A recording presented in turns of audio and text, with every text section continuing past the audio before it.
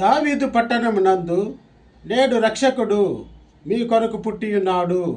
ఈయనే ప్రభు అయిన క్రీస్తు. లూకాసు వార్త 1వ అధ్యాయము 15వ వచనము.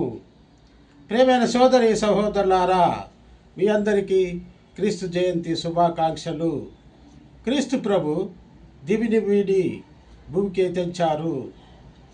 దేవుడు తన మహిమను వీడి ఒక సామాన్య మానవుడిగా జన్మించారు.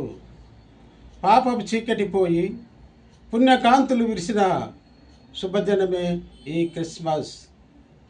పతనమైన మానవాళిని రక్షించటానికే యేసుక్రీస్తు ఈ లోకంలోనికి వేంచేశారు.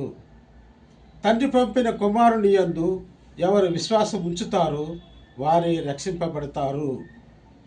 క్రిస్మస్ అనగా క్రీస్తు ఆరాధన. మనము క్రీస్తు ప్రభుని ఆత్మతోనూ సత్యముతోనూ ఆరాధించాలి. మన అంతరంగము ప్రభునకు ఆలయం కావాలి.